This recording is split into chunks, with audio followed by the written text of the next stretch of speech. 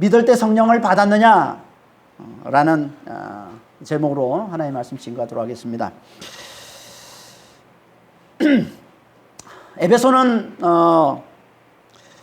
2차 선교 때부터 바울이 가장 오고 싶어 했던 사역지입니다. 하지만 성령이 막으셔서 못 오다가 이제 드디어 에베소에 들어오게 됩니다. 바울이 왜 그토록 에베소에 오기를 원했을까요? 그것이 아시아주의 수도요, 또 로마와 가까운 이 아시아의 관문 도시이기 때문에 그렇습니다.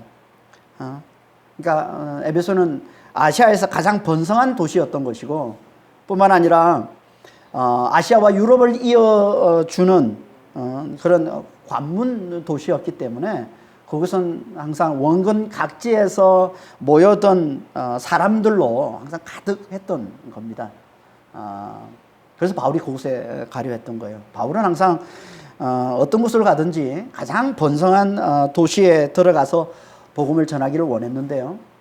그 이유는 그래야 각지에서 온 사람들, 많은 사람들을 통해서 복음을 빨리 온 땅에, 땅 끝까지 복음을 빨리 전파할 수 있기 때문에 그런 겁니다. 그래서 그는 항상 아시아에서 가장 번성했던 곳 에베소에 속히 가서 복음을 전하기를 간절히 원했던 거죠. 이제 드디어 이곳에 들어왔습니다. 들어와서 이제 어떤 제자들을 만났다는 거예요. 그게 1절 말씀이죠. 아볼로가 고린도에 있을 때 바울이 윗지방으로 다녀 에베소에 와서 어떤 제자들을 만나. 어떤 제자들일까? 이 제자들이 예수를 믿는 제자들입니다. 그래서 2절에 이렇게 말씀하고 있는 거예요. 이르되 너희가 믿을 때 성령을 받았느냐? 이르되 아니라 우리는 성령이 계심도 듣지 못하였노라. 그러니까 어떤 제자들, 믿는 제자들이란 얘기죠. 예수를 믿는 제자들을 얘기하는 거예요. 그래서 너희가 믿을 때 성령을 받았느냐? 이렇게 물어본 거죠. 그랬더니 뭐라고 그래요? 성령을 있음도 듣지 못했다.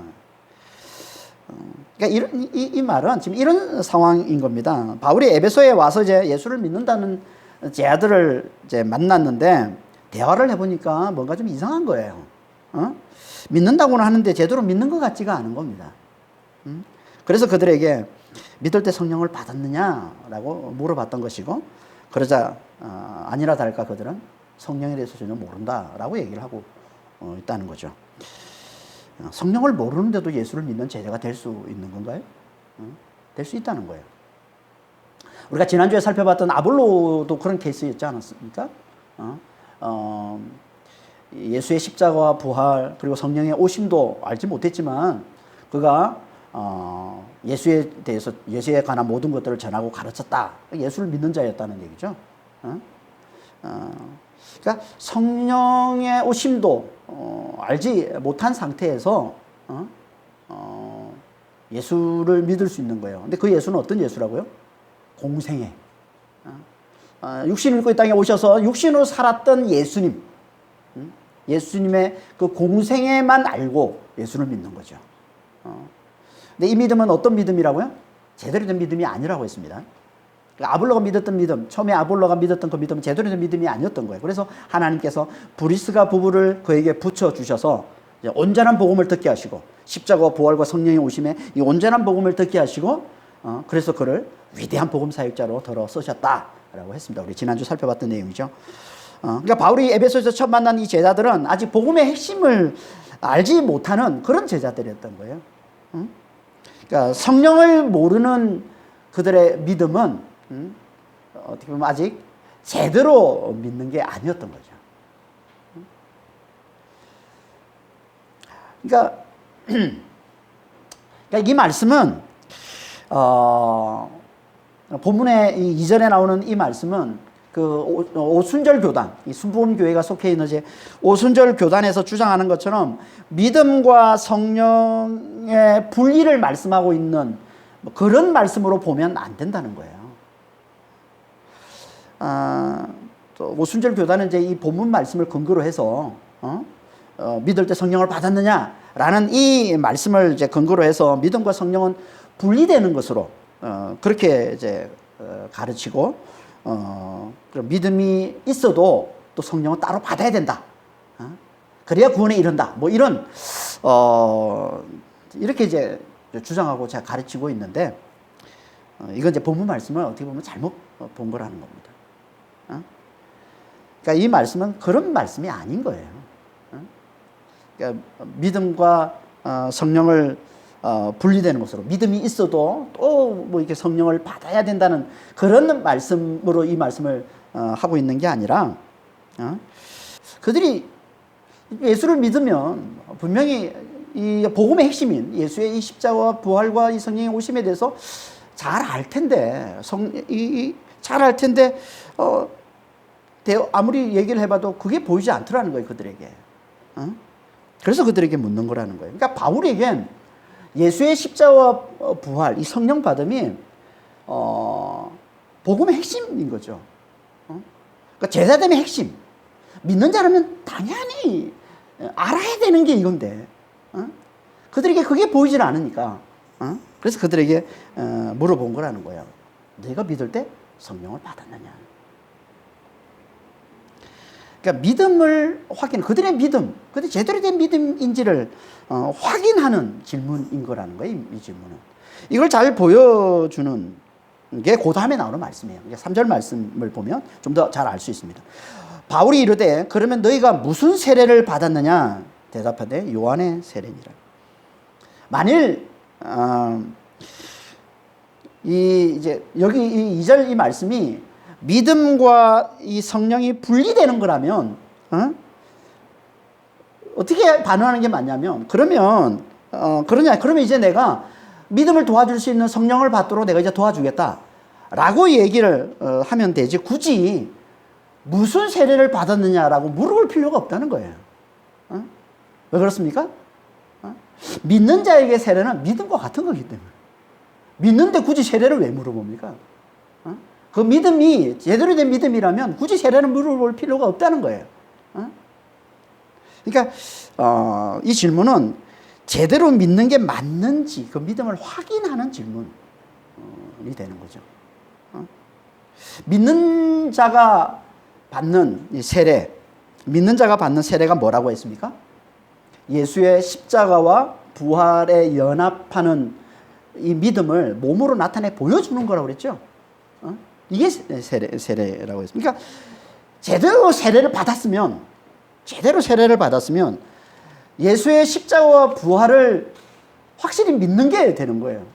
제대로 세례를 받았으면. 그래서 제대로 세례를 받았는지 물어보는 거예요. 무슨 세례를 받았냐라는 이 말은 제대로 세례를 받은 게 맞냐? 진짜 제대로 믿는 게 맞냐? 라는 질문을 지금 던지고 있는 거죠. 여자들에게. 그러자 이 제자들이 뭐라고 얘기를 합니까? 바울에게 요한의 세례를 받았다 이렇게 말하더라는 거예요. 요한의 세례를 받았다. 다시 말해서 그들이 아는 건 요한의 세례밖에 없다 이런 얘기죠. 우리가 지난 시간에 요한의 세례밖에 모른다, 요한의 세례밖에 알지 못한다고 하는 사람을 우리가 지난 시간에 함께 나누었습니다. 누구였습니까? 아볼로였죠. 아볼로. 그러니까 지금 이들이 누구라는 거예요? 지금 아볼로가 요한의 세례밖에 모른다. 다시 말해서 세례 요한의 제자들로부터 예수에 관한 가르침을 받고서 예수를 믿고 예수를 전하고 예수를 가르쳤던 자가 이제 아볼로였던 거죠. 브리스가로부터 제대로 복음을 배우기 전까지는 세례 요한의 제자들로부터 예수에 대한 가르침을 받은 거예요. 그걸 세례 요한의 세례밖에 모른다고 하는 거예요.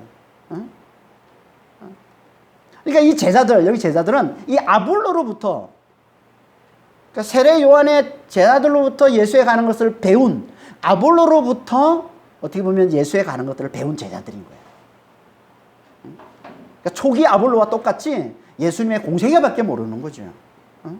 이걸 요한의 세례만 아는 제자들, 요한의 세례만 아는 믿는 자라고 하는 겁니다. 이걸 또 다른 말로 뭐라고 하냐면 회개만 아는 믿는 자라고 하는 거예요. 아직 믿음에 이르지 못한 믿는 자라고 하는 거예요. 그게 4절 말씀입니다. 바울이 이르되 요한이 회개의 세례를 베풀며 백성에게 말하되 내 뒤에 오시는 이를 믿으라 하였으니 이는 곧 예수라 하거늘. 회개가 뭡니까? 회개는 마음의 돌이킴이에요. 생각의 돌이킴, 생각의 변화. 이게 이제 문자적인 의미의 회개 뜻인데, 그러니까 하나님을 떠나서 제 가운데 살던 우리의 이 마음과 우리의 생각, 우리의 이 중심이 하나님께로 돌아서는 것, 이게 회개인 거죠. 그러니까 넓은 의미로 보면 이 회개 안에는 예수에 대한 믿음도 포함되어 있는 겁니다. 그래서 구약에서는 항상 회개라는 말 속에 하나님에 대한 믿음까지 다 포함해서 말하는 거예요. 그 안에 다 믿음이 담겨 있는 거예요, 회개 속에. 호세아서 6장 1절 한번 보겠습니다. 호세아서 6장 1절을 보면, 오라 우리가 여호와께 돌아가자. 이 돌아가자는 단어가 슈브인데, 구약에서는 슈브라는 단어가 회개로 쓰는 단어예요. 돌아서다라는, 돌아가다 돌아서다라는 말인데요, 이게 회개란 뜻으로 쓰고 있는 겁니다. 오라 우리가 여호와께 돌아가자. 여호와께서 우리를 찢으셨으나 도로 낫게 하실 것이요 우리를 치셨으나 싸며 주실 것입니다. 그러니까 회개하면 구원받는다는 얘기를 하고 있는 거죠. 구약에서는 다 이게 회개가 믿음의 의미를 다 포함해서 얘기를 하고 있는 거예요. 하지만 신약에서는 좀 다른데요. 신약에서는 회개가 두 가지 의미로 쓰이고 있습니다. 하나는 구약과 똑같이 믿음의 의미를 포함해서 회개란 말을 쓰기도 하고요. 대표적으로 보면 베드로후서 3장 9절 말씀이지, 그 말씀인 거죠. 오직 주께서는 너희를 대하여 오래 참으사 아무도 멸망하지 아니하고 다 회개하기를 이루기를 원하노라. 여기 회개 속에는 믿음은 당연히 포함되어 있는 거죠. 그래서 회개해서 믿어서 구원에 이르기를 원한다는 말씀을 그냥 한 단어 압축해서 회개라고 표현하고 있는 겁니다. 이렇게 넓은 의미로는 이렇게 믿음의 의미를 담아서 이제 회개라는 단어를 쓰기도 하고요. 또 하나는 믿음이라는 단어를 같이 써서 그 믿음을 위한 마음의 준비 상태를 나타내는 의미로 쓰기도 하는 거예요, 회개를. 그게 오늘 본문 말씀이에요. 오늘 본문은 회개, 믿음을 위한 마음의 준비 상태를 얘기하는 거예요. 믿음을 위해서 제 가운데 있는 악한 마음을 하나님께로 돌이키는, 그러니까 다시 말해 죄를 뉘우치는 것, 이런 의미로 쓰고 있는 게 이게 이제 오늘 본문에서 얘기하고 있는 회개인 거죠. 그래서 요한이 회개의 세례를 베풀고는 백성들에게 내 뒤에 오시는 이 곧 예수를 믿어라라고 권했다고 하는 거예요.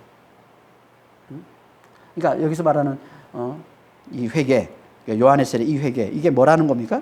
그건 예수를 믿는 믿음의 길을 닦는 회개, 믿음의 길을 닦는 회개.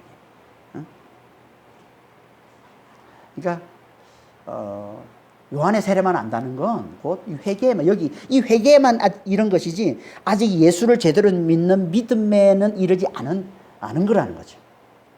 이 회개만.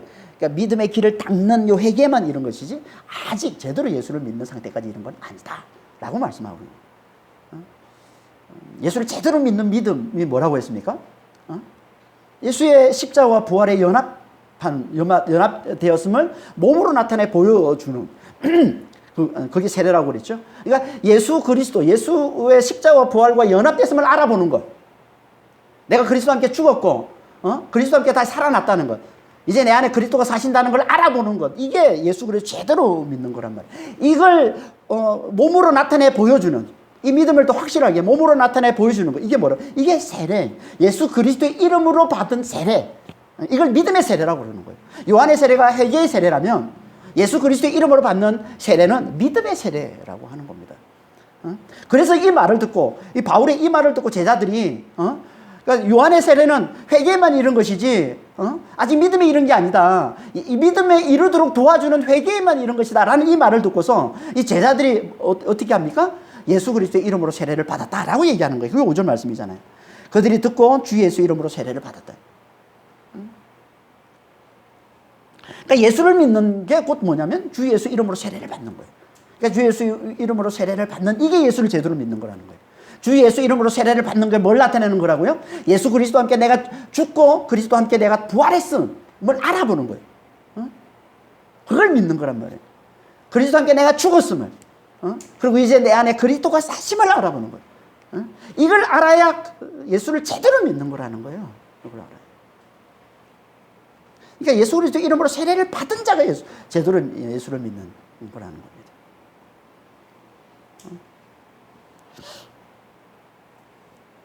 그러니까 이 믿음에 아직 이르지 않은 상태예요.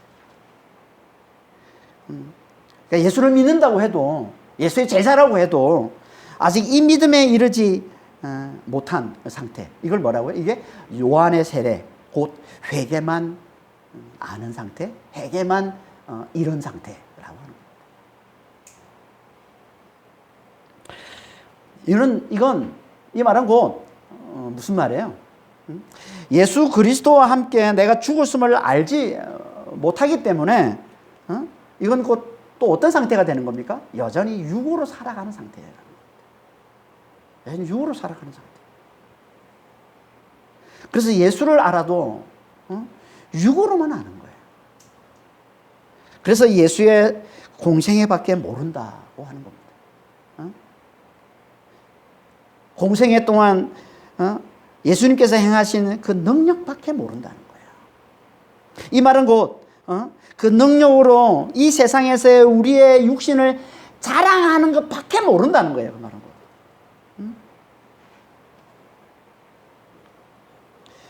늘 거기에만 관심이 있다는 거예요. 이것만 안다는 건 예수님을 육으로만 안다는 건 곧 그분의 능력, 육으로 그분이 행하신, 공생애 동안 그분이 행하신 그 능력만 안다는 건 곧 그 능력으로 내가 이 세상에서 육신이 잘 되고 육신이 성공하고 육신이 행복해지고 하는 거기에만 관심이 있다는 걸 말한다는 거예요. 이게 요한의 세례, 곧 회개만 아는 믿음 이겁니다. 여기에만 머물러 있으면 어떻게 됩니까? 당연히 망하는 거죠. 그래서 갈라디아서 6장 8절에 보면 자기의 육체를 위해 심는 자는 육체로부터 썩어질 것을 거두고, 그러니까 육을 위해 사는 자는 결국은 썩어질 것, 멸망이라는 얘기를 하고 있는 거예요. 물론 지금은 요한의 세례는 없습니다. 요한의 세례는 없습니다. 하지만 여전히 예수를 믿는다면서 그분의 공생애 동안 행하신, 육으로 행하신 그분의 능력에만 관심을 가지고 있는 신자들이 많이 있다는 겁니다. 귀신을 쫓고 병자들을 고친 그분의 그 능력, 그거에만 관심이 있는 사람들이 많다는 거예요. 그분의 십자가와 부활에는 별로 관심이 없는 사람들이 너무 많다는 거예요. 그게 그 뭐라고요? 그게 요한의 세례에 머문 거라는 거예요. 그게 회개만 머물고 있는 거라는 거예요. 아직 제대로 예수를 믿는 게 아니라는 거예요, 그러면. 그러니까 하나님께 회개는 했지만 아직 예수를 믿는 믿음은 없는 상태라는 겁니다. 하나님은 믿지만 예수를 믿지 않는. 여러분 혹시 그런 얘기 들어봤습니까?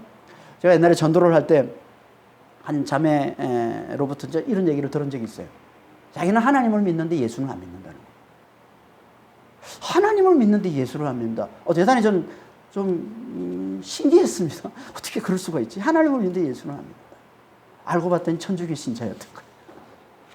알고 봤더니 천주교 신자였어요. 여러분, 천주교 신자들은 그럴 가능성이 많습니다. 천주교 신자는 하나님을 중요시하거든요. 예수를 그렇게 중요하게 여기질 않아요. 그러니까 물론 다 그런 건 아니지만, 그렇지 않은 사람도 많이 있지만 실제로 그럴 가능성이 많은 거예요. 예수를 그렇게 강조하지 않기 때문에. 그래서 천주교라고 그러는 거예요. 천주교가 뭐냐면 하늘 아버지, 우리는 하늘 아버지를 믿는 종교라는 거예요. 여러분, 기독교는 뭐예요? 기독교는 그리스도교예요. 그리스도를 한자로 한 게 기독이잖아요. 기독. 그러니까 그리스도를 믿는 종교가 기독교예요. 그러니까 이거는요, 뭐 형제라고 서로 뭐 가까운 형제라고 얘기하지만 이건 어마어마한 차이입니다. 어마어마한 차이입니다. 이게 참 천주교 안에는 예수를 이렇게 좀 약하게 보는, 예수를 믿는 걸 좀 대충 이렇게 믿는 어떤 그런 그런 가르침이 나올 수 있는 가능성이 참 많은 거죠. 그러면 그건 아주 심각한 거예요. 예수를 대충 믿으면, 예수를 제대로 믿지 않으면, 대충 믿으면, 그럼 결국은 어떻게 되는 겁니까? 십자가를 제대로 못 믿는 게 되는 것이고요. 십자가를 제대로 못 믿으면 어떻게 되는 거예요? 여전히 육으로 사는 자가 되고 마는 거예요. 여전히 육으로 살 수밖에 없는 거예요. 육을 처리하는 게 십자가인데, 십자가에 제대로 모를 수밖에 없는 것이고, 그러면 여전히 육으로 살 수밖에 없다는 거죠. 이게 뭐예요? 이게 회개만 머무른 믿음이라는 거예요. 이게 요한의 세례만 머문 믿음이라는 거예요. 그러니까 그리스도의 이름으로 세례를 받은, 그리스도의 십자가와 그리스도의 부활에 내가 연합된 점을 제대로 알아보지를 못하면, 그 믿음에 내가 이르지 못하면 우리는 다 여전히 아직 요한의 세례만 머물고 여전히 회개만 머물고 있는 그런 믿음의 사람이 될 수밖에 없다는 거예요. 그런 제대로 믿는 게 아니라는 거죠. 예수를 제대로 믿는 게 아니라는 거예요. 예수를 제대로 믿는 것의 핵심이 뭐예요? 더 이상 육으로 살지 않는다는 겁니다. 예수를 알아도 그리스도를 알아도 육으로 알지 않는다는 거예요. 그래서 바울이 이렇게 얘기하는 거예요. 고린도서 5장 16절 17절에 그러므로 우리가 이제부터는 어떤 사람도 육신을 따라 알지 아니하노라. 비록 우리가 그리스도도 육신을 따라 알아서나 이제부터는 그같이 알지 아니하노라. 그런즉 누구든지 그리스도 예수 안에 있으면 새로운 피조물이라. 이전 것은 지나갔으니 보라 새 것이 되었도다. 우리가 5장 17절 말씀을 잘 알아요. 이제 그리스도 안에서는 보라 이제 그리스도 새로운 피조물이 있다는 이 말씀을 잘 아는데 이게 16절 말씀과 연계되는 말씀인지는 우리 잘 모르죠. 왜냐하면 16절 말씀이 있기 때문에 10절 말씀이 되는 겁니다. 16절 말씀이 뭐예요? 우리는 이제 더 이상 누구도 육신을 따라 알지 않는다는 거예요. 육으로 알지 않는다는 거예요. 그리스도도 육으로 알지 않는다는 거예요. 왜? 우리는 그리스도와 함께 십자가에 못 박혀 죽었기 때문에 우리 육신이 그리스도와 함께 십자가에 못 박혔기 때문에 그게 갈라디아서 5장 24절 말씀이잖아요. 예수 그리스도의 사람은 그 육신이 정과 욕심과 함께 십자가에 못 박혔느니라. 육신이 십자가에 못 박힌 자예요. 그러니까 육으로 살지 않는 거예요. 육으로 보지 않는 거예요. 육으로 알지 않는 거예요. 누구도 그리스도 아무도 육으로 알지 않는 거예요. 응? 그럼 누구로 압니까? 그 속에 부활하신 그리스도가 계신 자로 아는 거예요. 그리스도와 함께 부활한 자로 아는 거예요. 그 속에 그리스도가 계신 자로 아는 거예요. 이걸 뭐라고 그래? 다른 말로 새로운 피조물이 됐다 하는 겁니다. 새로운 피조물. 그러니까 십자가를 알고 이제 육으로 살지 않는 자가 되었다는 거. 이게 믿는 자가 세례를 통해서 보여주는 세례를 그리스도 이름으로 세례 받은 자가 제대로 믿는 자인데 이 세례를 통해서 보여주는 예수를 제대로 믿는 믿음의 모습이라는 거예요. 이게 십자가를 알고서 이제 육으로 살지 않는 자가 되었다는 거예요. 그럼 대체 뭐로 사는 겁니까? 이제 뭐로 사는 자입니까? 우리는 믿는 자는 뭐로 살아요? 성령으로 사는 겁니다. 그래서 이 위에 성령이 임하셨다라고 얘기합니다. 이 믿음 위에 그리스도의 이름으로 세례받은 이 믿음 위에 그리스도의 십자가와 연합된 이 믿음 위에 성령이 임하셨다라고 말씀하는 거예요. 그래서 제자들이 그리스도의 이름으로 세례를 받자 그들 위에 뭐가 임해? 성령이 임하셨다. 그게 6절 말씀이죠. 바울이 그들에게 안수하며 성령이 그들에게 임하심으로 방언도 하고 예언도 하니 모두 12사람쯤 되니라. 여기 보면 제자들이 세례를 받고 그리고 바울이 그들에게 안수를 하자 성령이 임했다 이렇게 말씀하고 있습니다. 사도행전 8장에서도 비슷한 말씀이 나오는데요. 거기서도 이제 빌립이 전도를 합니다. 빌립이 전도를 해서 사마리아 사람들이 이제 예수를 믿고 이제 세례를 받는데요. 예수 이름으로 세례를 받은 후에 사도 베드로와 요한이 와서 그들에게 안수를 하자 성령이 임했다 이렇게 말씀을 하고 있습니다. 사도행전 8장 16, 17절 말씀이에요. 이것만 보면 세례와 안수가 있어야 성령이 임하는 것처럼 이게 보여요. 그렇지 않아요? 세례를 받고 믿고 세례를 받았는데도 성령이 임하지 않다가 사도가 와가지고 안수를 하니까 성령이 임했다는 세례를 받고 세례와 안수가 있어야 성령이 임하나? 이렇게 볼 수 있는데. 근데 다른 본문을 보면 세례를 받지 않아도, 안수를 하지 않아도, 심지어 세례를 받지 않아도 성령이 임하셨다는 말씀도 있습니다. 그 말씀이 뭐예요? 사도행전 10장 44절 말씀이에요. 사도행전 10장 44절 말씀이 무슨 말씀이에요? 이방인 고넬료에게 베드로가 와서 복음을 전할 때 말씀이죠. 이방인 고넬료에게 그 가족들에게 베드로가 와서 예수 그리스도의 이제 십자가와 부활의 복음을 전하잖아요. 복음을 전하는데 이 복음을 듣고 있는데 갑자기 성령이 임하시는 거예요. 그게 사도행전 10장 44절이에요. 베드로가 이 말을 할 때 성령이 말씀 듣는 모든 사람에게 내려오시니. 아니, 안수는커녕 세례도 받지 않았는데 지금 성령이 임하시는 거죠. 뭘 보여주는 거예요? 성령이 임하시는 건요, 우리 행위와 아무 상관없다는 거예요. 한마디로 그냥 성령이 임하시고 싶을 때 임하시는 거예요, 성령은. 내가 뭘 해야, 내가 이렇게 해야 성령이, 이거 아니에요. 그걸 보여주는 거예요. 그래서 어떤 때는 세례를 받고, 어떤 때는 안수를 해야, 어떤 때는 세례를 받을 때, 어떤 때는 그냥 세례도 받지 않고 안수도 하지 않은 상태에서 임하기도 하는 거예요. 그러니까 우리가 조종할 수 있는 분이 아니에요, 성령은. 그럼 대체 성령이 임하고 싶을 때가 언제일까요? 우리가 믿음을 굳게 붙들고 있을 때. 우리가 제대로 된 믿음을 가지고 있을 때. 제대로 된 믿음이 뭐라고요? 예수 그리스도의 십자가와 부활에 내가 연합된 믿음을 가지고 있을 때. 내가 그리스도와 함께 죽었고 이제 그리스도와 함께 살아났다는 이 믿음을 내가 가지고 있을 때. 특히 내가 그리스도와 함께 죽었다는 믿음을 가질 때. 그때 성령이 임하시는 겁니다. 그러니까 세례와 안수는 이 믿음을 또 확실히 몸으로 나타내 보여주는 거예요. 세례와 안수는.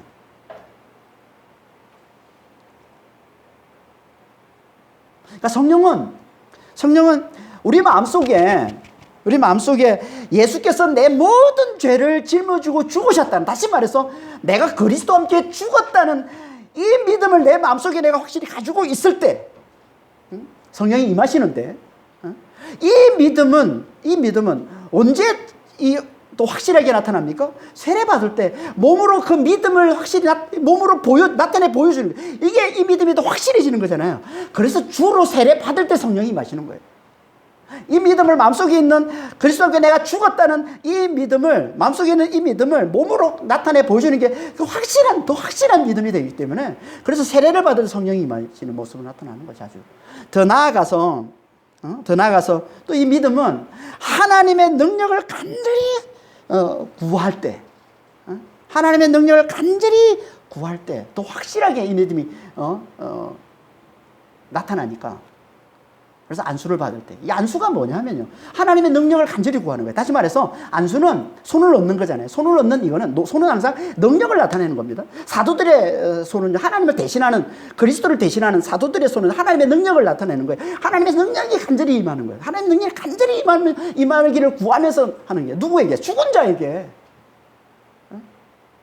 그래서 안수의 핵심은 죽은 자예요. 죽은 자에 하나님의 능력이 임하는 거예요. 이게 안수의 핵심이에요.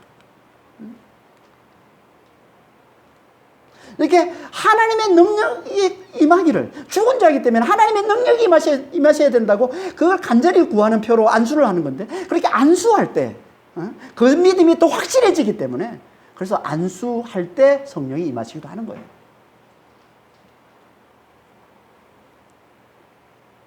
그러니까 우리의 이 믿음을 몸으로 확실히 나타내 보여주는, 그게 세례고, 그리고 하나님의 능력을 간절히 구하는, 이 안수잖아요. 이건 다 성령이 임하실 수 있는 더 좋은 환경을 만들어주는 거예요. 세례와 안수는. 그러니까 이런 환경이 되면 더 잘 임하시겠죠. 세례와 안수를 통해서 더 잘 임하시겠죠. 하지만 더 좋은 환경이라는 이 말은 굳이 그게 없어도 그 마음속에 분명한, 성령이 보실 때, 하나님께서 보실 때 분명한 믿음이 있으면 그게 없이도 얼마든지 성령이 임하실 수 있다는 얘기가 되는 거예요. 그게 환경이라는 얘기는. 그러니까 진짜 중요한 것은 믿음인 것이죠. 믿음. 그래서 믿는 자에게 성령이 임하신다라고 하는 거예요. 그 믿음을 때로는 세례로 나타나기도 하지만 결국은 핵심은 믿음이라는 겁니다. 갈라디아서 3장 2절입니다. 내가 너희에게 다만 이것을 알려 하노니 너희가 성령을 받은 것이 율법의 행위로냐 혹은 듣고 믿음으로냐. 믿음으로 성령을 받는 거예요. 믿는 자에게 부어지는 게 성령이라는 거예요. 이걸 사도행전 2장 38절에서는 세례로 얘기를 하고 있는 거죠. 베드로가 이르되 너희가 회개하여 각각 예수 그리스도 이름으로 세례를 받고 죄사함을 받으라. 그래야만 성령의 선물로 받으리라는 거예요. 그러니까 믿음과 세례와 성령은 하나인 거예요. 믿음과 성령, 세례와 성령은 하나인 겁니다. 그러니까 그 속에 그리스도와 함께 내가 죽었음을 믿는 자는요, 몸으로, 제대로 믿는 자는 몸으로 그 믿음을 나타나게 돼 있어요. 그게 세례인 거예요.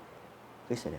그렇게 확실하게 믿음을 보이는 자에게 성령께서 임하신다는 거예요. 그리스도의 그리스도께서 그 속에 임하시는데, 그게 곧 성령이 임하시. 그리스도의 영, 성령이 임하십니다.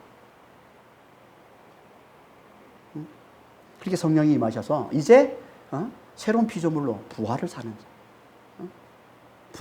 자가 되게 주시는 겁니다. 그러니까 그리스도와 함께 죽었음을 믿는 자는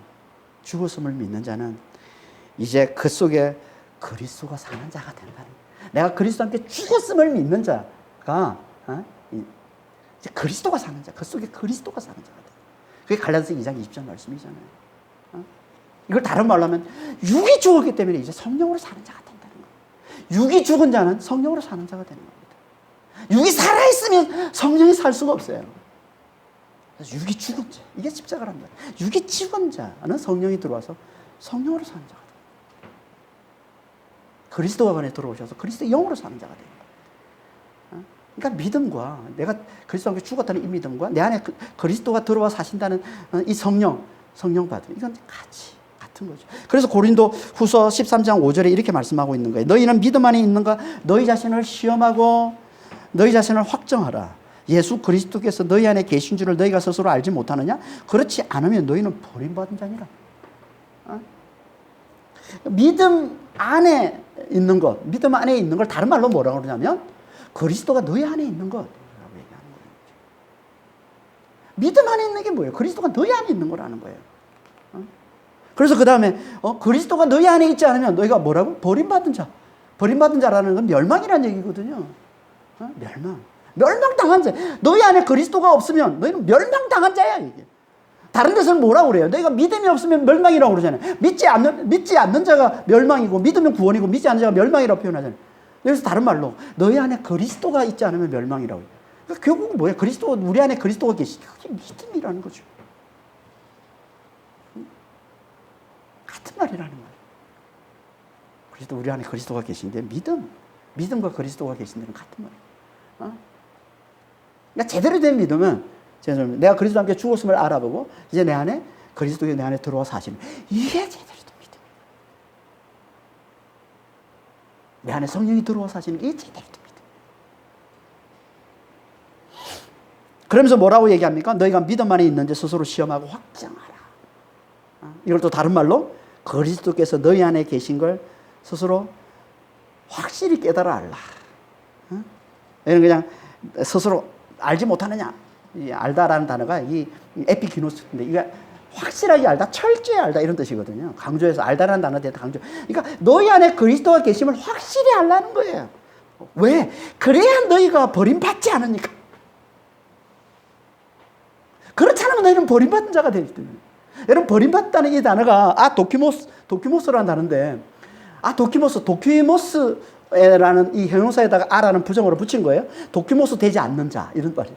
도키모스가 뭐냐면 연단된이라는 뜻이에요. 환란이 인내가 연단이 소망을 이루려 할 때 그 연단이라는 단어가 도키모인데 그 형용사란 말이에요, 도키모스가. 연단되지 않은 게 뭐라는 거예요? 버림받은 자. 하나님께 버림받은 자가 뭐냐면 연단되지 않은 자예요. 그러니까 우리 안에 그리스도가 계심을 확실히 알지 못하면 우리는 버림받은 자가 되는 거예요. 반대로 우리 안에 그리스도가 계심을 확실히 하면 우리가 연단된 자가 돼서, 연단된이라는 이 단어가, 연단되는 단어가 이게 합격이라는 뜻이거든요. approved. 합격. 우리가 심사하고 무슨 하잖아요. 불합격은 합격, unapproved라고 그러는 거고, 그냥 합격되는 걸 approved라고 그러는데, 이게 이 단어가, 연단이라는 이 단어가 그런 뜻이란 말이에요. 그러니까 하나님 보실 때, 우리 이 연단된 믿음을 하나님 합격이라고 여기시는 거예요. 그래서 그에게 소망이 이루어진다는 거예요. 연단된 믿음. 우리가 연단된 자가 되는 거예요. 어떻게 해요? 내 안에 그리스도가 계심을 확실히 알아야. 그러니까 우리 안에 그리스도가 계심을 확실히 아는 게 얼마나 중요합니까? 이 말은 다른 말로 하면 뭐예요? 내 안에 성령이 계심을 확실히 아는 게 얼마나 중요해요. 내가 성령을 받은 자임을. 내가 성령이 계셔서 성령이 내 안에서 역사하고 계심을 확실히 아는 게 얼마나 중요합니까?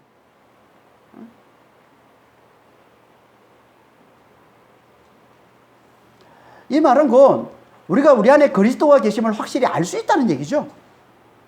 눈에 보이지 않는데 알 수 있다는 얘기예요. 다른 말로 하면 내 안에 성령이 계심을 알 수 있다는 얘기예요. 내가 성령을 받은 자임을 알 수 있다는 얘기예요. 같은 말을 하고 있는. 그래서 오늘 본문에서 믿을 때 성령을 받았느냐라는 이 말은 곧 무슨 말이에요? 성령을 받았는지 물어본다는 얘기는 성령 받은지 안 받은지 알 수 있다는 얘기예요. 우리가 다. 누가 우리에게 믿을 때 성령을 받았느냐고 얘기하면 성령 받았습니다라고 당당하게 얘기할 수 있습니까? 뭘 보고 얘기하나요? 눈에 보이지 않는데 성령께서. 뭐로 얘기합니까? 성령을 받은지 안 받은지 어떻게 알아요? 그걸 어떻게 우리가 확실히 합니까? 성령의 나타나심을 통해서 하는 거예요. 성령의 나타나심이 뭐예요? 그게 은사입니다. 은사. 그래서 고린도전서 12장에 보면 은사를 이렇게 말씀하고 있는 거예요. 12장 7절에서 10절입니다. 각 사람에게 성령을 나타내심은, 성령의 나타내심, 이게 은사예요. 나타내심은 유익하게 하려 함이라. 어떤 사람에게는 성령으로 말미암아 지혜의 말씀을, 어떤 사람에게는 10절에 어떤 사람에게는 능력 행함을, 어떤 사람에게는 예언함을, 어떤 사람에게는 영들 분별함을, 어떤 사람에게는 각종 방언 말함을, 어떤 사람에게는 방언을 통역함을 주시나니, 9가지 은사에 대해서 말씀하고 있는데 이 은사들을 뭐라고 얘기하고 있냐면 성령의 나타나심이라고 그러는 거예요. 성령의 나타나심. 성령은 눈에 보이지 않아요. 그분이 오셔서 뭐 어떻게 하신지는 알 수 없어요. 근데 뭐로 알 수 있다고요? 이 은사를 통해서 알 수 있어요. 이걸 성령의 나타나심이라고 얘기하는 겁니다. 그 많은 은사들을 대표하는 두 가지를 말씀하고 있어요. 그게 뭐예요? 방언과 예언입니다. 방언과 예언. 그래서 항상 성령이 임하면 항상 마치 기본적으로 나타나는 은사들이 항상 따라오는데 그게 뭐냐면 그게 방언과 예언이에요. 오늘 본문도 마찬가지지만 성령이 임하니까 방언하고 예언했다고 그러잖아요. 다른 본문에도 마찬가지, 다른 말씀도 마찬가지예요. 볼까요? 사도행전 2장 4절 11절입니다. 사도행전 2장은 오순절 마가의 다락방에서 제자들에게 성령이 임하는 걸 말씀하고 있는 거예요. 성령이 말하기 하심을 따라 다른 방언을 말하기를 시작하니라. 11절에 우리가 우리의 각 은으로 하나님의 큰 일을 말함을 듣는도다. 사도행전 10장 46절에 이는 방언을 말하며 하나님을 높임을 들음이라. 사도행전 10장 46절은 고넬료에게 성령이 임했을 때를 얘기하는 거죠. 성령이 임하니까 방언을 말하고 하나님을 높임을 들음이라. 여기서는 예언 대신 하나님을 높이는 말이라고 표현하고 있어요. 예언이 하나님을 높이는 거라는 거 아십니까? 예언은 한마디로 하면 하나님을 높이는 겁니다. 이게 예언이에요. 이게 성경에서 말씀하고 있는 예언이에요. 예언은 뭐 미래를 미리 알아맞추는 게 아니에요. 세상에서 점쟁이들이 하는 것처럼 아주 오지 않은 그 미래의 일을 알아맞추. 이게 성경에서 말하는 예언이에요. 성경에서 말하는 예언은 한마디로 하나님을 높이는 거예요. 그분이 진짜 크신 분이라고. 그분이 진짜 위대하신 분. 그분이 진짜 강하신 분. 그분이 진짜 사랑이 많으신 분. 그분이 진짜 신실하신 분. 그분을 높이는 거예요. 하나님을 높이는 거예요. 그런 분이시기에 그분은 반드시 모든 악을 다 심판하시고 반드시 하나님을 믿는 하나님의 백성들은 반드시 구원해내신다고 말하는 것. 이게 예언하는 거예요. 이게 성경의 예언이란 말이에요. 하나님의 크심을 말하는 거예요. 크심을. 그래서 사도행전 2장 11절에 좀 전에 읽었던 사도행전 2장 11절에 보면 지금 제자들이 마가의 다락방에 모여있는 120명의 이 제자들이 지금 성령을 받아서 방언을 말하는데 거기에 그 밖에 있던 경건한 유대인들이 이 성령께서 말하기를 따라 말하는 방언을 자동으로 통역하는 거예요. 근데 뭐라고 그 방언을 통역하는데 뭐라고 들렸다고 그들에게? 하나님의 큰 일을 말하는 걸로 듣는 거예요. 큰 일을 말하는 거죠.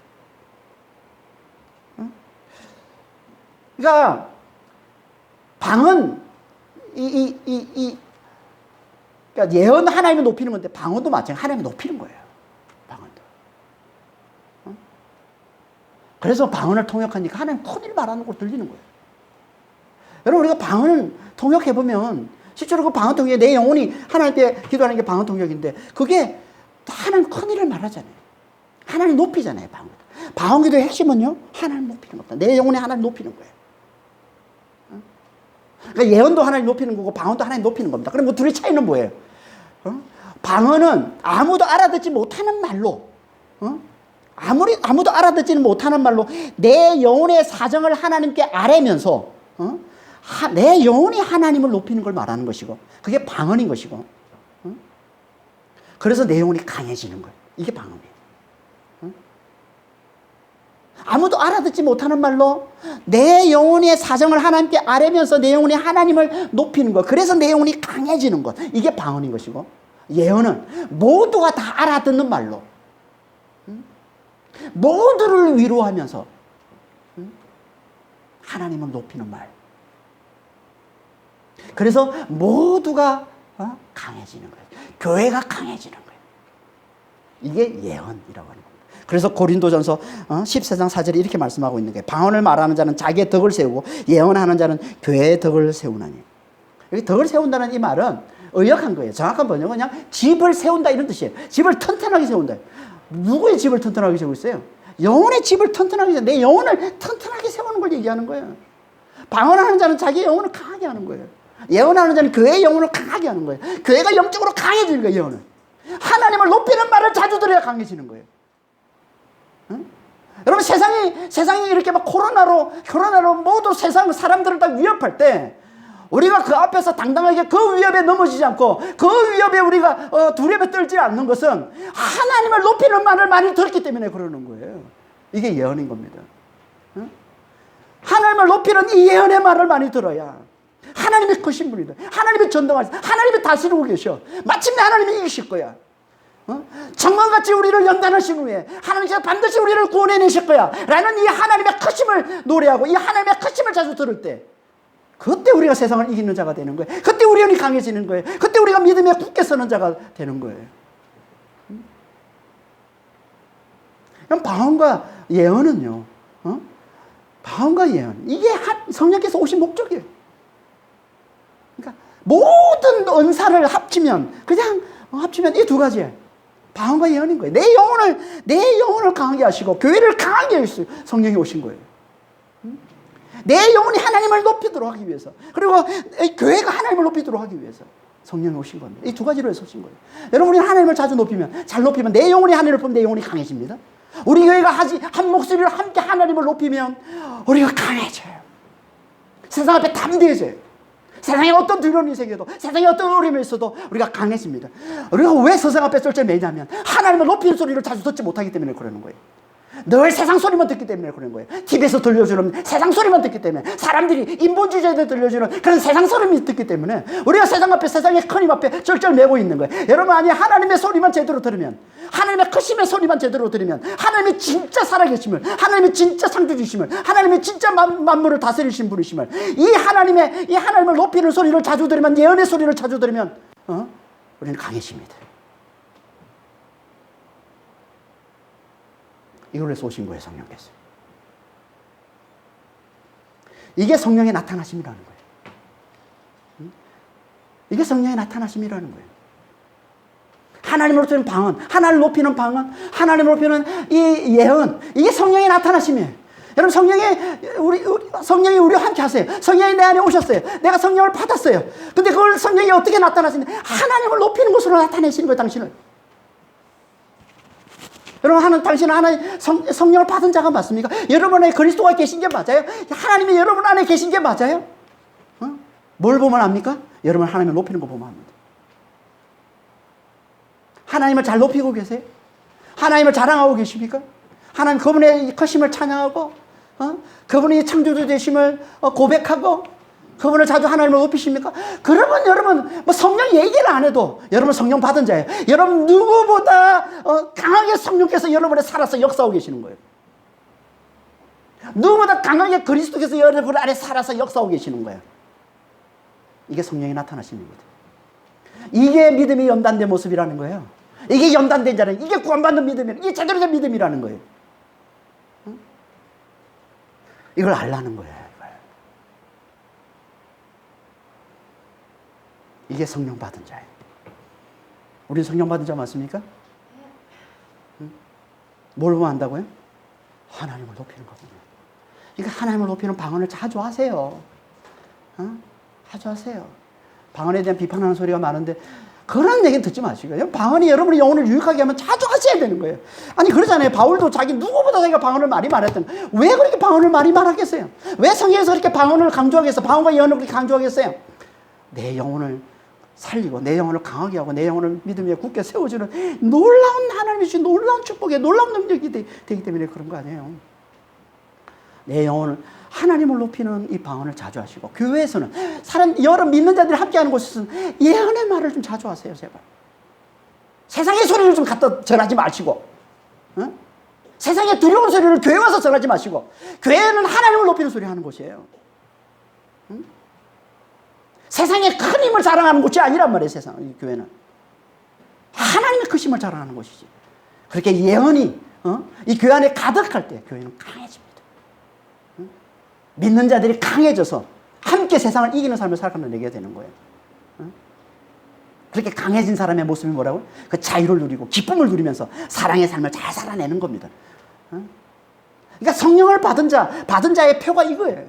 하나님을 잘 높여서 영혼이 강해져서 세상이 아무리 위협을 하고 세상이 아무리 우리에게 협박을 해도 거기에 굴하지 않고 자유를 누리면서 기쁨을 누리면서 사랑의 삶을 잘 살아내는 거예요.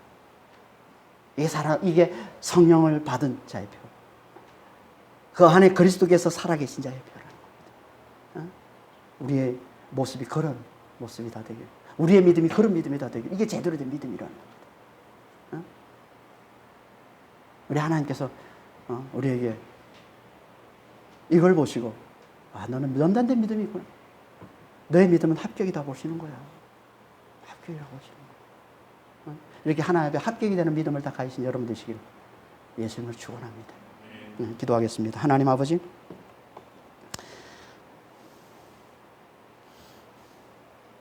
예수를 제대로 믿는 자는 주님, 그 안에 그리스도가 계신, 그리스도가 사시는 자, 곧 성령을 받아서 성령으로 사는 자입니다. 주님, 이게 예수를 제대로 믿는 자입니다. 주님, 오늘 말씀을 통해서 우리 자신을 돌아보게 하시니 감사합니다. 우리는 예수를 제대로 믿는 자인지, 우리 안에 그리스도가 사시는 자인지, 성령을 받은 자인지 다시 한번 저희를 돌아보게 해주시니 감사합니다. 주님, 우리는 정말 성령을 받은 자의 삶을 잘 살아낼 수 있도록 도와주시옵소서. 그러면 우리 삶 가운데 성령이 나타나심을 봐야 됩니다. 하나님을 높이는 방언, 하나님을 높이는 이 예언 통해서 늘 기도와 말씀을 통해서 하나님을 높이고 하나님을 높이는 소리를, 하나님의 높이는 말을 자주 들음으로 영혼이 강해져서 아무리 세상이 힘들고 어렵고 아무리 세상이 우리를 위협한다 할지라도 거기에 흔들리지 않고 자유와 기쁨과 이 사랑의 삶을 잘 살아내는, 이것이 성령 받은 자, 이것이 그 안에 그리스도를 모시고 살아가는 자의 아버지여 모습이라고 주님 말씀하셨사오니, 주님, 우리의 믿음이 다 그런 믿음이 될 수 있도록 저희들을 축복해 주시고 인도하여 주시옵소서. 감사하며 우리 주 예수 그리스도로 기도합니다.